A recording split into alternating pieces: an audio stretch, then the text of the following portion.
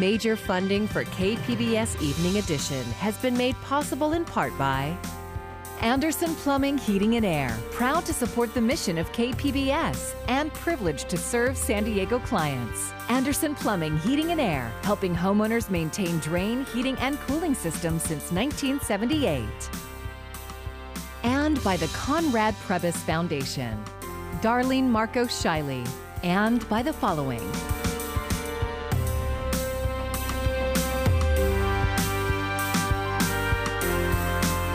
And by viewers like you. Thank you. Good evening. It's Wednesday, October 21st. I'm Maya Trabulsi, and thanks for joining us. Marchers converged on the U.S.-Mexico border today to protest the treatment of asylum seekers during the COVID-19 pandemic. The rally also helped highlight the question, where are the parents of some 500 children still detained? KPBS reporter Max Nadler now on the effort to help the thousands still in limbo.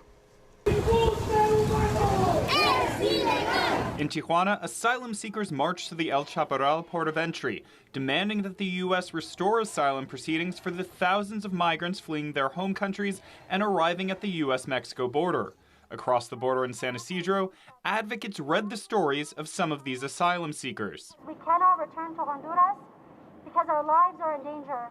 I also do not feel safe in Tijuana, and the closure of the border has left us without work. Before the pandemic, many asylum seekers were waiting months in Mexico for their chance to appear in U.S. court for an asylum hearing.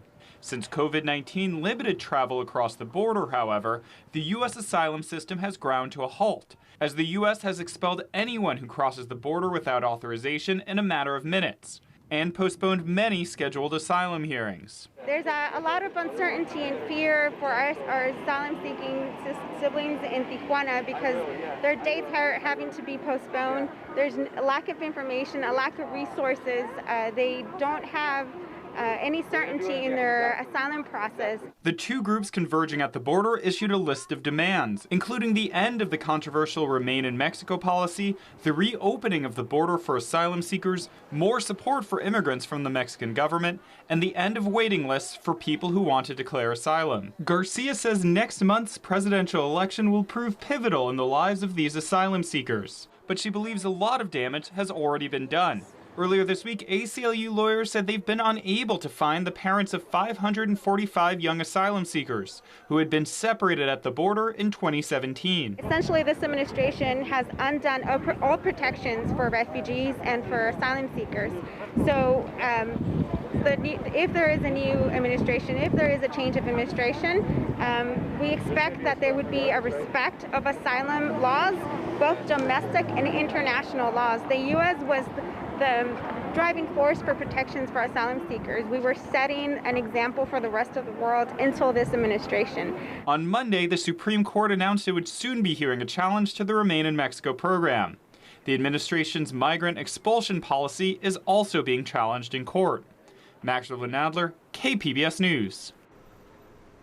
San Diego County dodged a bullet. That's how local leaders are describing our narrow escape from a week of data in the purple tier. Today, 6 more deaths and 263 new coronavirus cases were reported in our region. KPBS health reporter Taryn Mento has more on how the county avoided slipping into the most restrictive tier and plans for a safe election day. Just 2 miscounted cases. That's how close San Diego County came yesterday to a case rate that could have put us on a path to a more restrictive stage of reopening. What we determined is that the calculations that the state originally prepared included 2 cases from a particular federal prison. Public health officer Dr. Wilma Wooten says the state does not include those cases in its weekly case rate assessments that come out on Tuesdays. Those 2 cases were removed, and that is what resulted in San Diego County going from purple to the red tier. The change put San Diego's case rate at 7 per 100,000 residents, just below the threshold the state considers too high. If San Diego reaches a case rate over 7 for 2 consecutive weeks, it could trigger restrictions on businesses. Wooten warned San Diegans that individual actions can be the tipping point. The county can just do so much. It really is going to require every individual, every business, every other sector to do their role. So as individuals go to various businesses, ensuring that their patrons wear their facial coverings and social distance. For various businesses where groups gather, not allowing people to gather at the bar or to gather in large groups or to have parties, or it just, again, everyone has to do their part. But even as officials warn of a climbing case rate, it wouldn't affect any Election Day operations on November 3rd. County Registrar of Voters Michael Vu says they're prepared to keep voters safe in any case. Voters who fail or mistakenly forgets to bring a mask will be offered masks. They will also be offered gloves should they wish to use gloves as well. There will also be sanitizing stations, and poll workers will be disinfecting surfaces. They're also consolidating voting centers into larger spaces to accommodate social distancing, and they're keeping them open for 4 days. Taryn Mento, KPBS News. Tonight, some of the state's biggest amusement parks are pleading with state officials to reconsider reopening guidance. KPBS reporter Matt Hoffman talked to operators who say new rules will only keep parks closed and people unemployed. We are all united in trying to get back to work in a safe and responsible way. Leaders of California's biggest theme parks, including Disneyland Resort, Universal Studios, Knott's Berry Farm, and Legoland in Carlsbad, are pushing back against new reopening guidelines that they say will only keep amusement parks closed. We've seen all other 7 other Legoland parks around the world reopen safely with millions of guests and around 20,000 employees. State health officials recently toured open theme parks in other parts of the country, and they were impressed by how lines were managed and the ability to space groups apart, but they still had concerns, especially with tourists. People may keep their guard up while they're in let's say, a theme park, but when they are milling around the community, their guard may go down, and that could be just enough to create outbreaks and transmission risks that California just doesn't want to see. Theme park leaders say many visitors to their parks in other states during the pandemic are actually locals, and they feel like state officials just aren't listening. Not taking into account, at least from our perspective, any of the things that they saw other than, what they're most concerned about. And I think it shouldn't go without mentioning the impact on our area and on the community in which we're an enormous part of. We're the biggest employer here in Carlsbad, and further extension of closure is just not acceptable. Under new rules, large theme parks can only open in counties that have reached the state's least restrictive reopening tier of yellow, but San Diego County has been hovering near the state's most restrictive tier. It really weighs to feel like, your state officials are okay with jobs being lost at an alarming level. Under new guidelines, Belmont Park in Mission Beach is considered a small theme park and can reopen rides if San Diego reaches the second less restrictive reopening tier. While we're that step above the big parks, it's still a bit deflating for the team, because they look at the numbers and they realize how far off that is. While the famous roller coaster is shut down and the arcade, the nearly 100-year-old park has adapted with some new outdoor attractions, but it's not sustainable.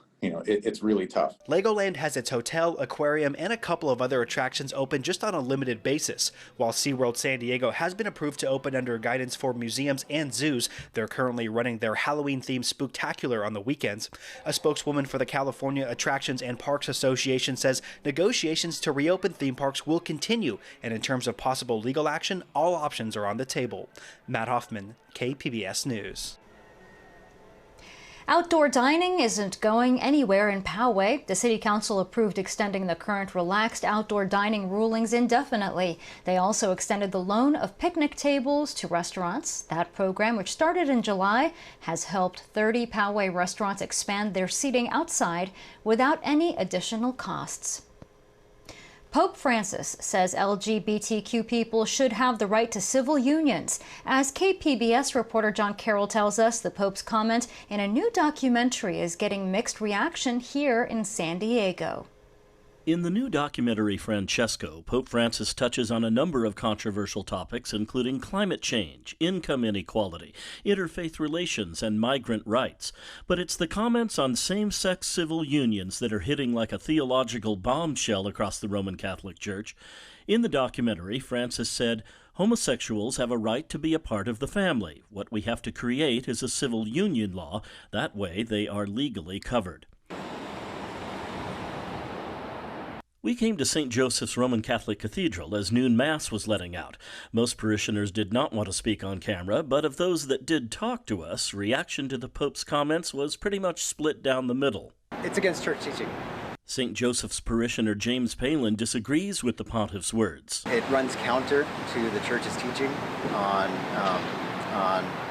homosexuality being something that is counter to the plan that God created us for. Shortly after Palin walked away, he came back and told me he wanted to be clear that, as he put it, we're all sinners and all called to love our fellow human beings. The Roman Catholic Diocese of San Diego put out a statement. The Pope's statement today on civil unions for same-sex couples is consistent with his previous statements on the dignity of all people and respect for the civil rights of gays. It doesn't change the rules on a sacramental marriage within the Church. There are no plans, and there have been no proposals to extend the sacrament of matrimony to same-sex couples. I was really excited to see the Pope continue to evolve. At the headquarters of San Diego Pride, an enthusiastic response to Francis's words. It's just really exciting to see that everyday people engaged in their congregations are moving the Catholic Church slowly but surely along to embracing full equality for LGBT people. To change church teaching, Francis would have to speak from the throne of Peter, what's known as ex cathedra, and those words would be published in a papal encyclical. But for LGBT Roman Catholics, they do provide encouragement, at the same time stirring concern among conservative members of the world's largest church. John Carroll, KPBS News.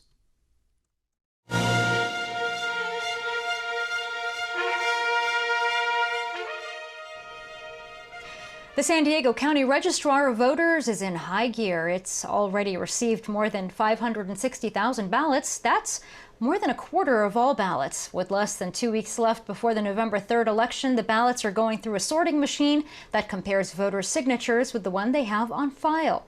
Mail-in ballots were sent to 1.9 million registered voters. A reminder, tomorrow is the second and final debate between President Donald Trump and former Vice President Joe Biden. You can watch it at 6 o'clock tomorrow night right here on KPBS. San Diegans will vote on Measure B, which would create a commission on police practices, a more robust citizens oversight board of the police department. KPBS reporter Claire Tregesser has this rundown on what's in the measure. After 4 years, San Diego activists are finally getting the police review ballot measure they've wanted. Measure B would scrap the existing board called the Community Review Board on Police Practices and create an independent commission with subpoena power.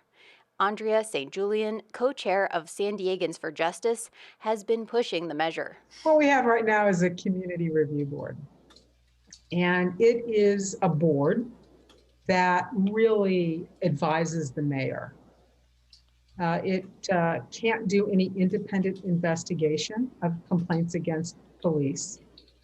And so it really lacks the independence that's needed for, I think, the community at large to feel comfortable about decisions made about police misconduct. If city voters pass Measure B, the City Council will appoint members to the Commission on Police Practices. The commission would have its own staff, an independent attorney, and the power to subpoena and conduct investigations into police officer misconduct.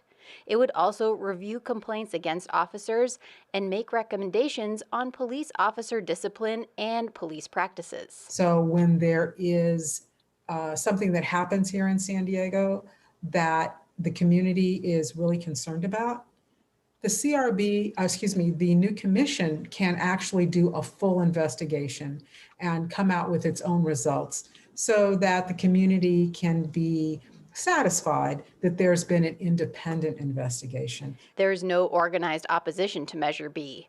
The San Diego Police Officers Association is neutral on it.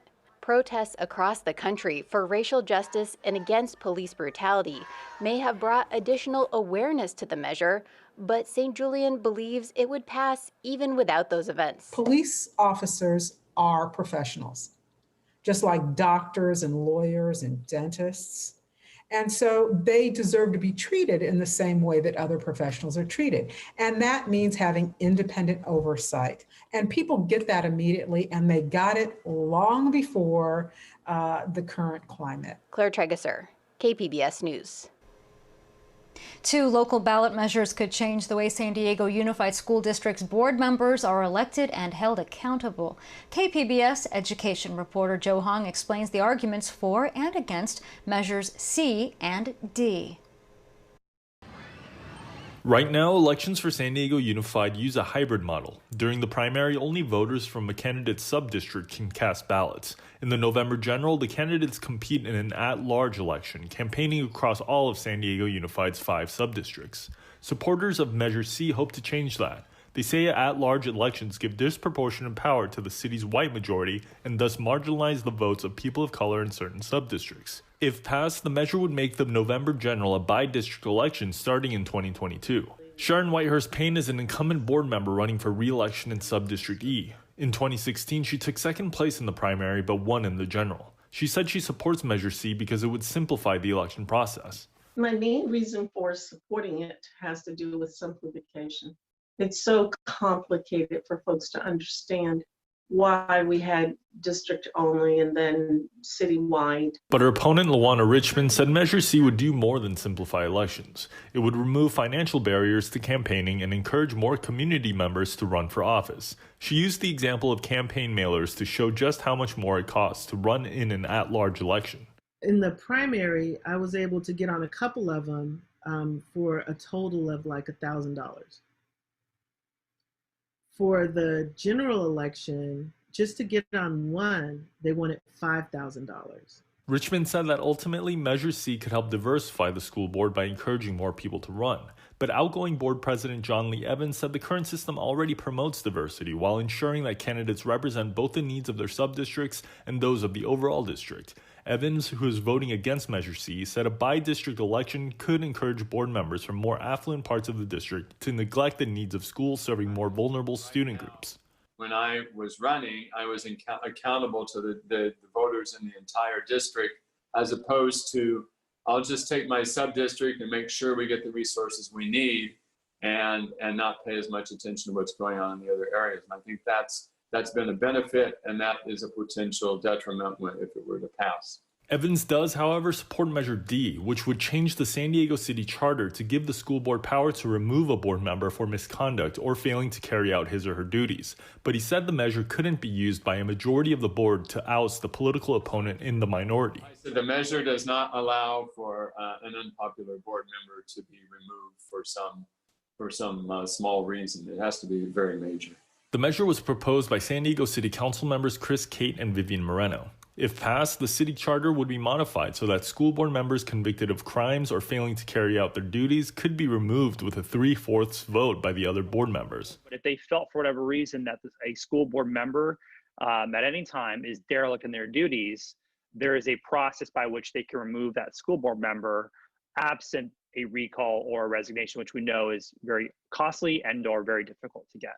Both measures C and D need a simple majority of the votes to pass. Joe Hong, KPBS News. Prop 18 would allow some 17-year-olds to vote in primary and special elections. Cal Matters child and youth reporter Elizabeth Aguilera breaks down the arguments on both sides. Kids today, there's TikTok and iPhones, Instagram and virtual graduations. And soon, there may be voting. Voting among young people is pretty abysmal. Proposition 18 aims to change that by giving them buy-in earlier in the process and allowing more of them to vote sooner. Hi, I'm Elizabeth Aguilera, Cal Matters Child and Youth Issues reporter, and this is what you need to know about Proposition 18 in under a minute. Prop 18 would allow eligible 17-year-olds to vote in primary and special elections if they will be 18 by the general election. Democratic lawmakers put Prop 18 on the ballot. It has to go before the voters because it will amend the Constitution. Supporters say many 17-year-olds already work and pay taxes, and this would get them involved in voting at the beginning of an election cycle. They say it could also boost youth voting overall. Opponents say 17-year-olds are not worldly enough to vote and say they are still too influenced by their parents and school teachers to be objective voters. So vote yes if you want eligible 17-year-olds to get a jump start on the voting process. Vote no if you want to keep things as they are. Voting starts at 18, period. And for more information, check out the KPBS Voter Guide. The online resource is customizable to the races that are on your ballot. And you can find the link on our homepage at kpbs.org. Flu season is just about here, and so are free flu shot clinics. The first free flu vaccine clinic opens tomorrow as the county ramps up efforts to lower the risk of San Diegans getting both the flu and coronavirus at the same time. This will also help to prevent the local healthcare system from becoming overwhelmed. The county is sponsoring 6 free flu clinics throughout the region and are meant to primarily for people with no medical insurance. It takes about 2 weeks for immunity to develop after that. Vaccines are available for adults and children 6 months and older.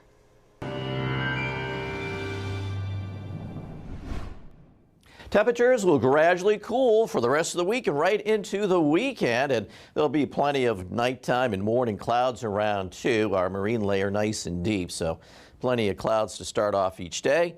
And over the weekend, with a trough moving through, it'll be a weak one. There'll be some showers around, maybe some patches of some light drizzle and out there too. So there's going to be a change. For tonight, plenty of clouds. Oceanside 60, San Diego 65, Escondido's at 59, and El Cajon at 62, 42 in Campo and Mount Laguna, down to about 50 degrees. Tomorrow, the heat continues to slowly retreat. Still very warm in the deserts. We're also watching a blast of colder air coming down from the north, but our weather stays dry. And we'll have plenty of clouds to start off the day.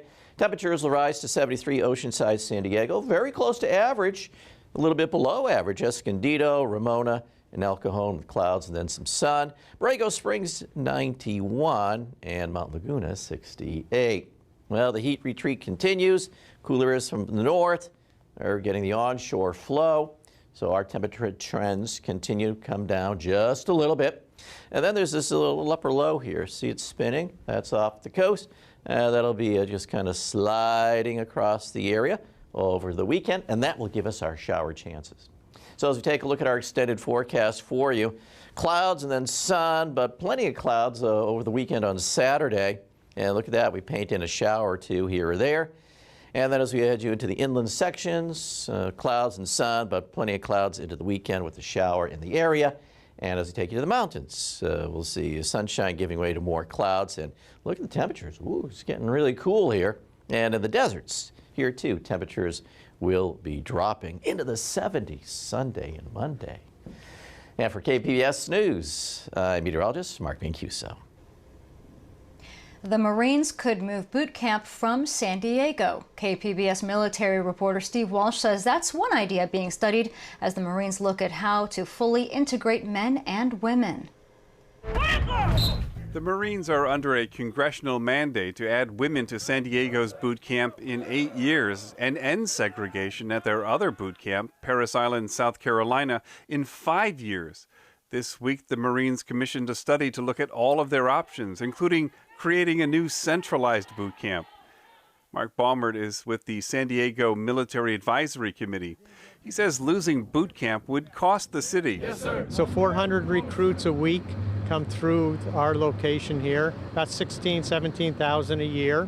And our studies have shown more than 60,000 of their family members make the trip to San Diego to be part of their recruit graduation.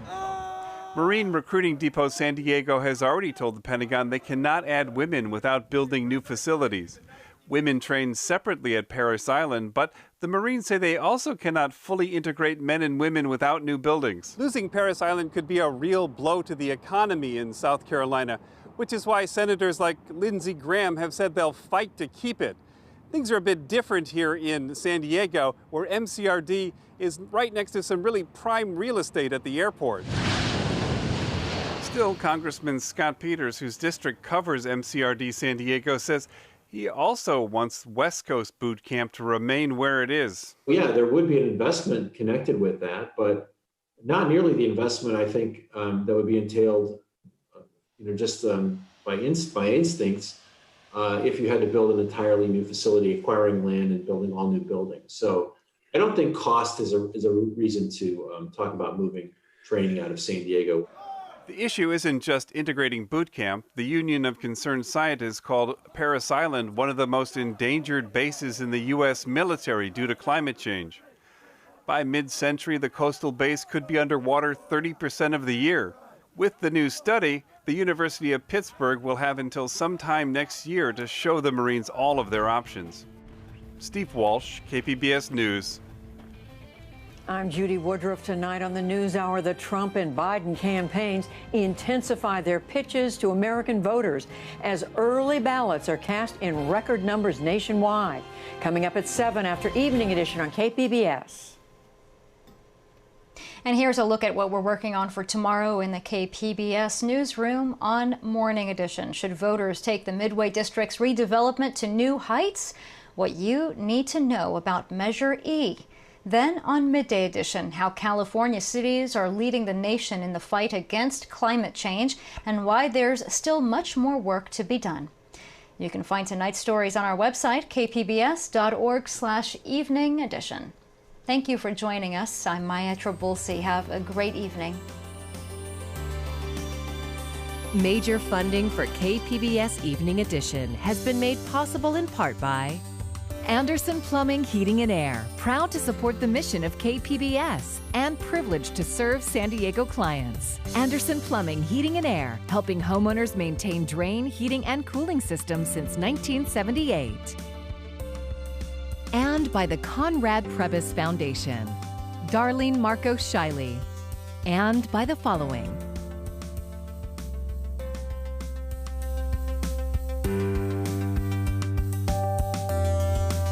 And by viewers like you.